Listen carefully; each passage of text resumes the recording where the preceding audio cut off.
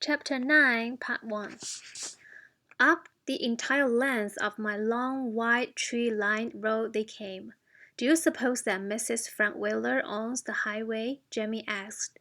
The taxi driver answered, "This ain't no highway. It's all her property. I tell ya, this dam's loaded.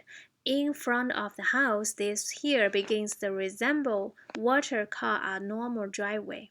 Claudia discovered that, indeed, it does.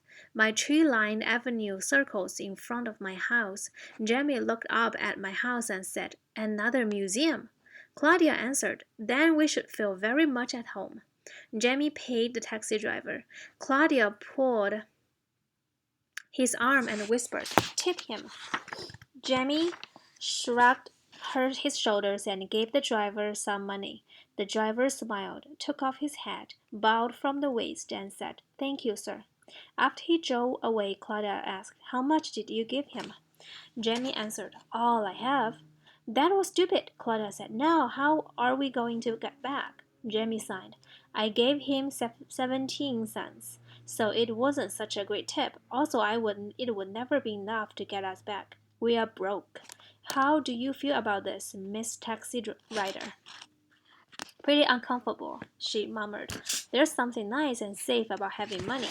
"Well, Claude, we just traded safety for adventure. Come along, Lady Claudia. You can't call me Lady Claudia anymore. We are paupers now." They ascended the low, wild steps of my porch. Jamie rang the bell. Parks, my butler, answered. "We'd like to see Mrs. Basil E. Frank Wheeler," Jamie told him. "Whom shall I say is calling?" Claudia cleared her throat. "Claudia and James Kincaid." "Just one moment, please." They were left standing in the reception hall more than one moment, please, before Parks returned. "Mrs. Frank Wheeler says she doesn't know you." "We would like her to," Claudia insisted. "What is the nature of your business?" he asked. Parks always asks that. Both hesitated. Jamie decided on an answer first. "Please tell Mrs. Basil E. Frank Wheeler that we are seeking information about the Italian Renaissance." Parks was gone a full 10 minutes before his second return. "Follow me," he commanded. "Mrs. Frank Wheeler will see you in her office." Jamie winked at Claudia. He felt certain that mentioning the Italian Renaissance had intrigued me. They walked behind Parks through my living room, drawing room, and library, rooms so filled with antique furniture, oriental rugs, and heavy chandeliers that you complain that they are also filled with antique air. Well, when a house is as old as mine, you can expect everything in it to be thickened by time, even the air. My office surprised them after all this. It surprised everyone. You once told me, Saxenberg, that my office looks more like a laboratory than an office. That's why I call what I do there research. I suppose it does look like a lab furnished, as it is, with steel, formica, vinyl, and lit by fluorescence. You must admit, though, that there's one feature of the room that looks like an office. That's the rows and rows of filing cabinets that line the walls. I was sitting at one of the tables wearing my customary white lab coat and my baroque pearl necklace when the children were brought in. "Claudia and Jamie Kincaid," Parks announced. I allowed them to wait a good long while. Parks had cleared his throat at least 6 times before I turned around. "Of course, Luxembourg, you know that I hadn't wasted the time between Parks' announcement that Claudia and James Kincaid wanted to see me and the time they appeared at office. I was busy doing research. That was also when I called you. You sounded like anything but a lawyer when I called. Disgusting. I could hear the children shuffling back and forth impatiently. The importance of Parks' manner is what kept them from interrupting me. They shuffled and scratched, and Jamie even emitted 2 very false sneezes to attract my attention. It's particularly easy for me to ignore fake sneezes, and I went on with my research. I don't like to waste time, so when I at last turned around, I did so abruptly and asked directly, "Are you the children who have been missing from Greenwich for a week?" You must admit, Saxonburg, that when the need arises, I have a finely developed sense of theatrics.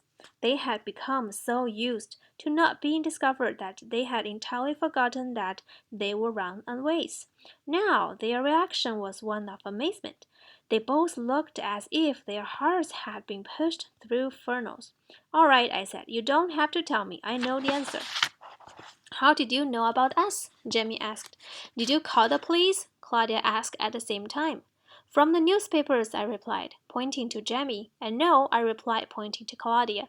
"Now, both of you sit down here and talk about the Italian Renaissance."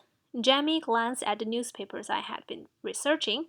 "We are in the newspapers." He seemed pleased. "Even your pictures?" I nodded. "I'd like to see that," Claudia said. "I haven't had a decent picture taken since I've been able to walk. Here you are." I held out several papers. "2 days before yesterday you were on the fifth page in Hartford, the second page in Stamford, and the front page in Greenwich." "The front page in Greenwich?" Claudia asked. "That's my school picture from the first grade," Jamie exclaimed. "See, I don't have one of my front teeth." "Goodness, this picture of me is 3 years old. Mother never even bought my school pictures the last 2 years." Claudia held her picture up for Jamie to see. "Do you think I still look like this?" "Enough," I said. "Now, what do you want to tell me about the Italian Renaissance?" "It's your butler calling the police while you stole us here?" Jamie asked. "No," I answered, "and I refuse to keep reassuring you. If you keep on with this kind of talk, I shall find you so dull that I shall call your parents as well as the police to get rid of you. Is that clear, young man?" "Yes," Jamie muttered. "Young lady?" Claudia nodded yes. They both stood with bowed heads. Then I asked Jamie, "Do I frighten you, young man?" Jamie looked up. "No, ma'am. I'm quite used to frightening things. And you are really not so bad looking." "So bad looking?" "I wasn't referring to the way I look. Actually, I never think much about that any more. I rang for Parks. When he arrived, I told him to please bring me a mirror." Everyone waited in silence until Parks returned with the mirror. Silence continued as I picked it up and began a very long and close inspection of my face.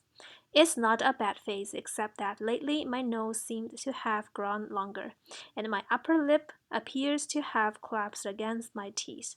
These things happen when people get older, and I am getting just that. I ought to do something about my hair besides have Parks cut it for me. It's all together white now and looks like frayed linen thread. Maybe I'll take time out and get a permanent wave, except that I hate beauty parlors. My nose has gotten longer, like Pinocchio, but not for the same reason. Well, not most of the time, I said as I put down the mirror. Claudia gasped, and I laughed. "Oh, so you were thinking the same thing?" "No matter, I never really look past my eyes. That way I always feel pretty. Windows of the soul, you know." Claudia took a step closer to me. "You really do have beautiful eyes. They are like looking into a kaleidoscope, the way those golden flecks in them keep catching the light." She was quite close to me now and actually peering into my face. It was uncomfortable. I put a stop to that. "Do you spend much time looking in mirrors, Claudia?" "Some days I do, some days I don't." "Would you care to look now?" "No, thank you," she said. "Well then," I said, "we will continue. Parks, please return this mirror. We want to talk about the Italian Renaissance, James. You haven't said one word since you told me that I look frightening. Speak now."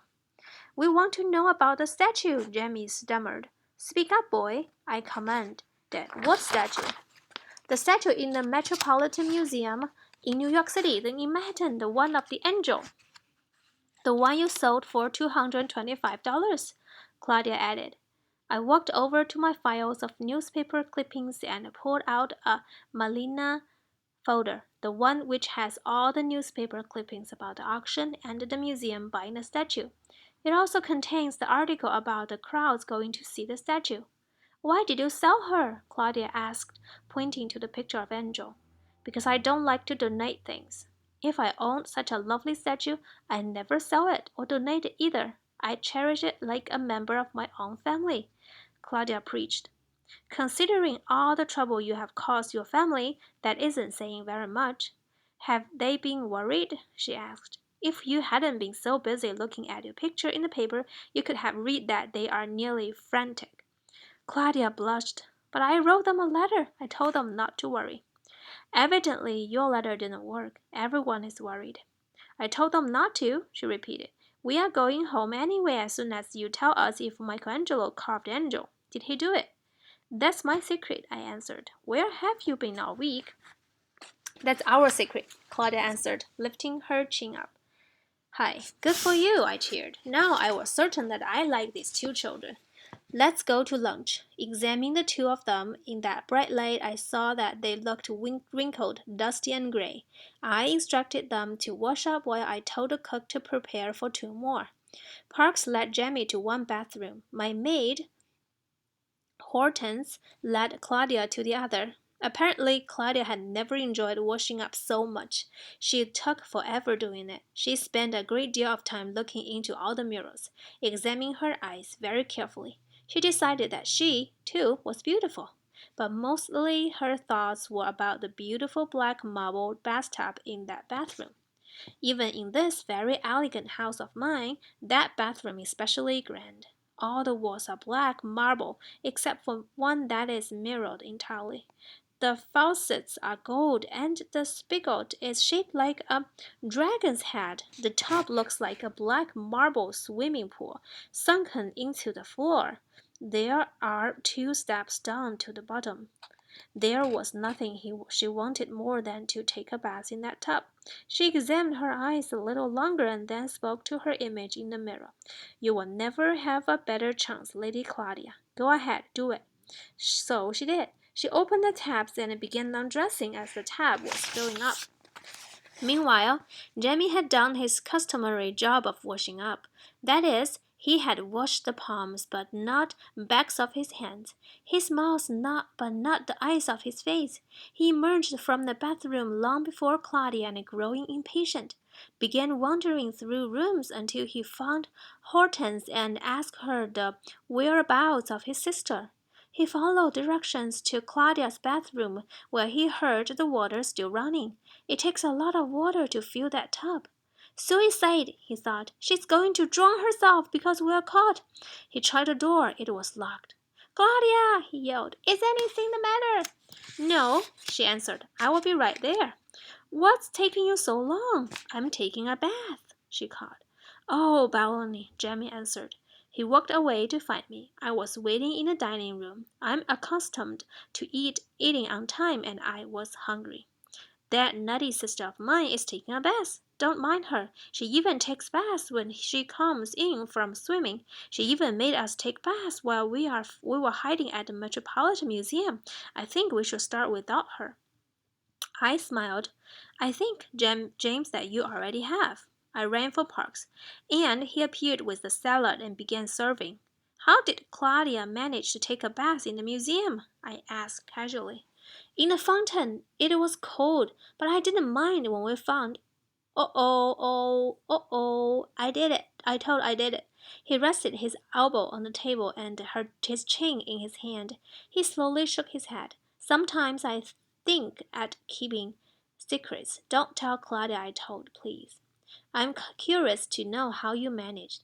I was curious, and you know that I can be absolutely charming when I want information. Let Claudia tell you all that. She did the planning. I managed the money. She's big on ideas, but she's also big on spending money. I managed fine until today. Now we are broke. No 1 cent left to get back to Greenwich. You can walk or hitchhike. Try telling that to Claude. Or you can turn yourself in. The police will take you back, or your parents will come and get you. Maybe that will appeal to Claudia, but I doubt it, even though she sure doesn't approve of making herself work. Perhaps we can work out a deal. You give me some details, and I will give you a ride back. Jamie shook his head. You will have to work that out with Claude. The only kind of deal I can make concerns money, and we don't have any more of that. You are poor indeed, if that's the only kind of a deal you can make. Jamie brightened.